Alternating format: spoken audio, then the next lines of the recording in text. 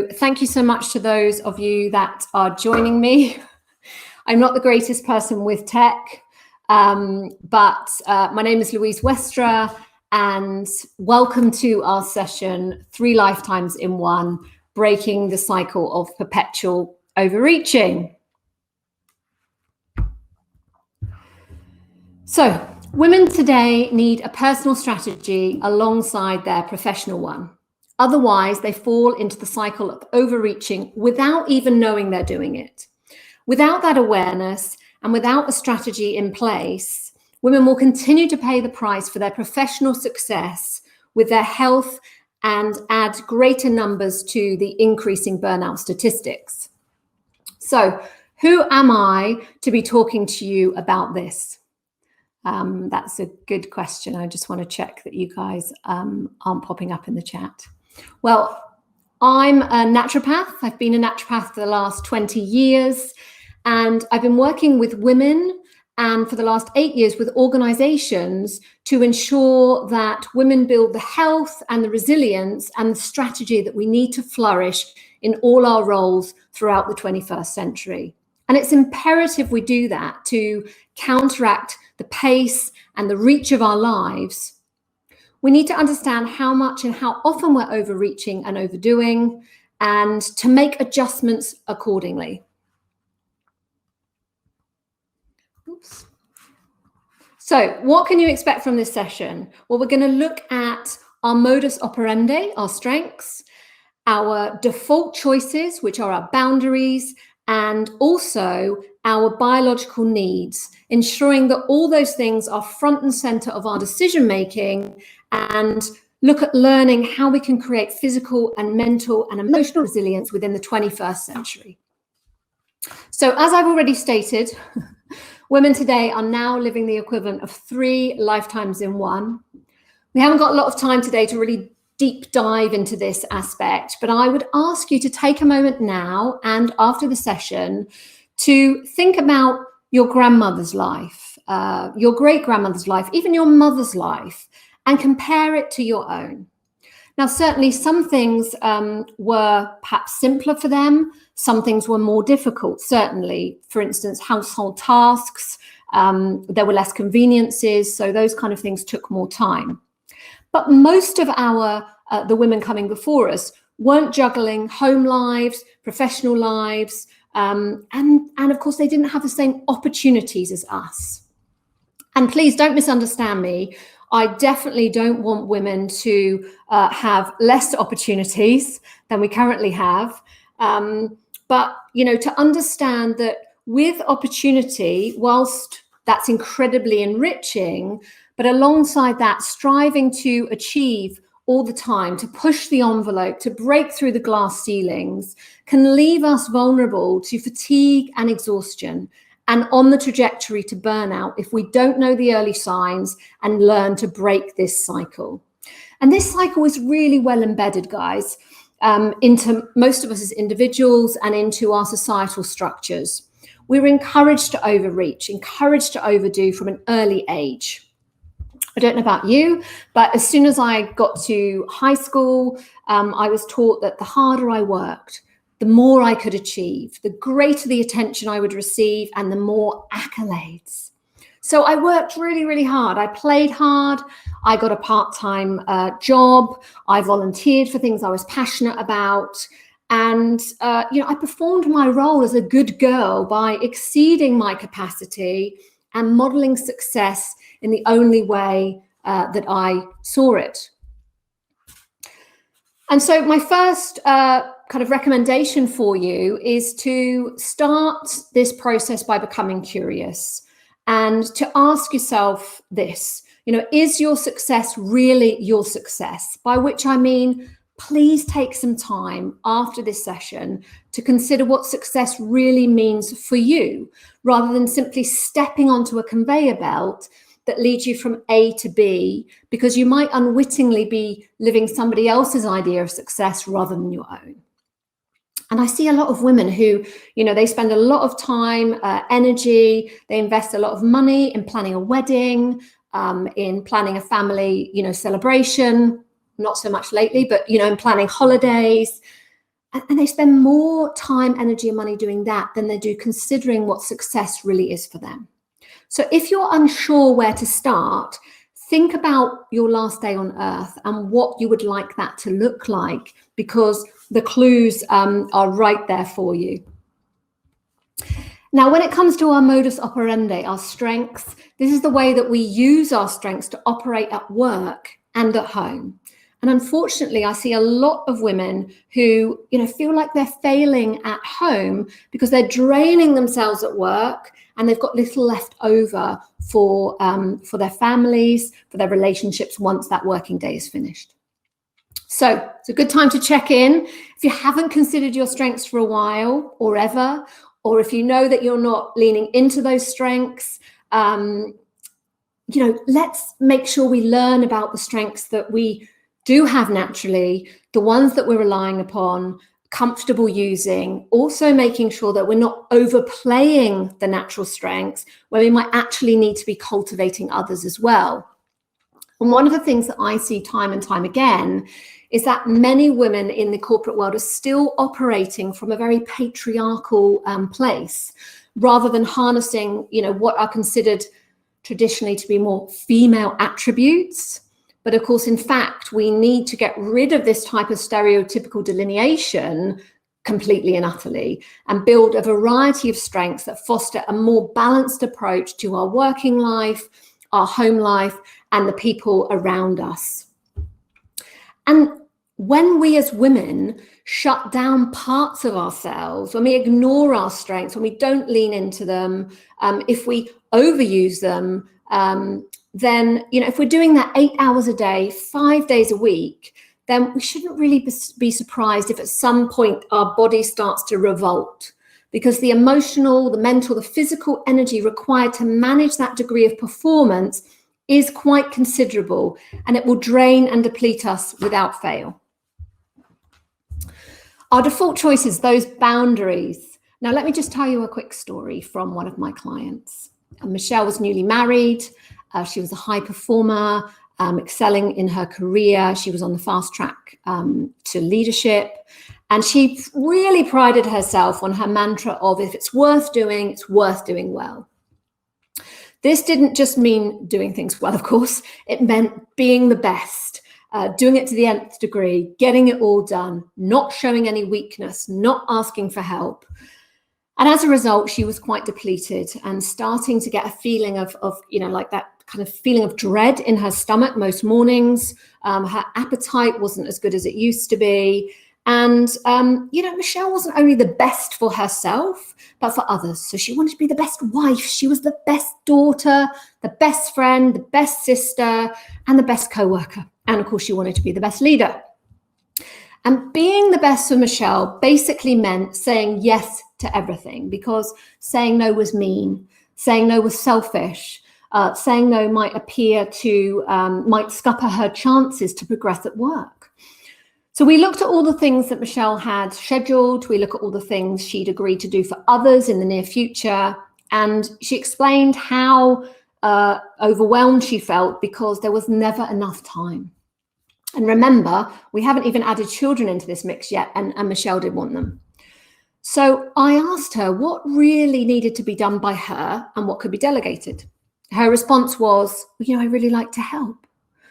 And that tells me immediately that Michelle had an issue around setting boundaries around how much and how often she was willing to help, especially others. So her level of willingness and her desire to, overdo and overhelp others was impossible to sustain without damaging her health, both in the short term and in the longer term. So we worked on unpacking this, Michelle learned that, this need to say yes and help everyone was driven by a number of things. And we began to establish boundaries with an understanding of what that would do for her time deficit. And we also prepared her for the pushback because, we teach those around us how to treat us. And the people around Michelle were about to get a very different type of education to the one they'd had previously. But Michelle knew that saying no was going to give her time to enjoy her marriage more.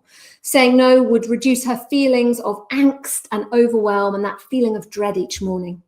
Saying no would allow her to feel more fun, experience more joy and laughter. And saying no would also have a positive impact on her biology to calm her down more often and in preparation for making a baby. Saying no would reduce her overreaching and start to break that cycle. I also really want you to recognize some of the signs that you're overreaching. These are what I call the messages from our body, mind, and spirit. And I regularly see women physically crashing and burning, maybe 2-3 times a year, and thinking that that's normal because it's so common. They then pick themselves up, dust themselves off, think that that's resilience. They're met with applause by everyone around them. Oh, bravo, what a trooper. What doesn't kill you makes you stronger. But, all that happens is that overreaching, that overdoing, it recommences, only this time we've got slightly less in the tank until we get to the never well since scenario. That's a point in time when you look back and say, I've never really felt well since such and such a time, or since such and such was happening. And so, because obviously I don't want you to be on that trajectory, let's have a quick look at some of the more subtle signs that happen that are messages telling you that you are overdoing. The problem is that we're not really trained or we're not given the language to interpret those messages from our body. So the first message from your body is that you regularly wake at night. So, if you wake with the same thoughts going round and round, if you wake with, your heart racing a little bit, or, sensations of pulsating or throbbing in various areas of your body, then that's an indication that you're not switching biologically from doing to being. It's a sign that you need to slow down and prioritize yourself, even when you believe that you've got to keep going.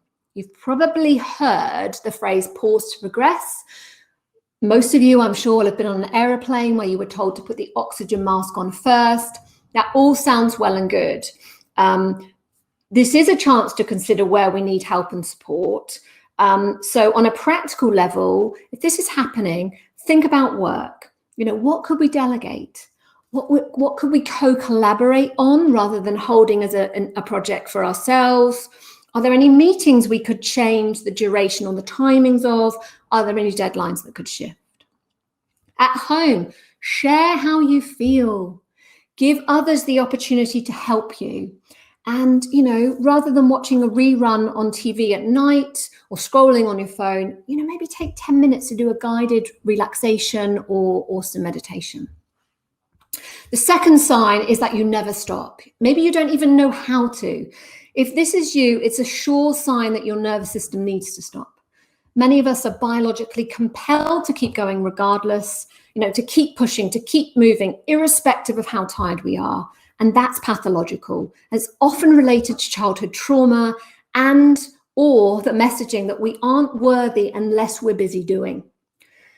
So if we don't find ways to slow down and get comfortable in that space, we'll ultimately crash and burn it, usually at the most inopportune moments. This is an opportunity to work on our self-compassion and the feeling of being enough. Number 3, you're a born worrier. And that's it, isn't it? That's your personality. Well, actually, personality and the way we think, feel, and behave are profoundly impacted by our biology. Being a worrier, playing out all those what ifs, maybes, in the uncertainties, of a myriad of different possible outcomes, is also a sign of mental and emotional depletion. This is a pattern that can benefit from exploration, and in my experience, also respond really beautifully to hands-on treatments such as craniosacral osteopathy, craniosacral therapy. They work to interrupt us, our neurological pattern from doing to being. Number 4, you regularly wake unrefreshed. Even if you're dead to the world all night, waking in the morning and feeling like you crawled out of a hole or you've been hit by a truck is a sure sign that your body's struggling to get its own work done overnight. Whilst we're asleep, the body's actually supposed to be focused on our cellular housekeeping. This is known more formally as autophagy, and it's so profoundly important that in 2016, a researcher was given or awarded the Nobel Prize for Physiology and Medicine for their research in this area. So if you wake feeling unrefreshed, if you don't wake feeling refreshed and ready for the day, it can be an excellent sign that the body isn't getting what it needs to do the right thing by you. As a result, your cleanup, detoxification, and repair will be impaired. And, because the body will always prioritize what it perceives to be an emergency, which is you continuing to do all the things. And that doesn't allow for optimal function in regard to cleaning up the waste of our body.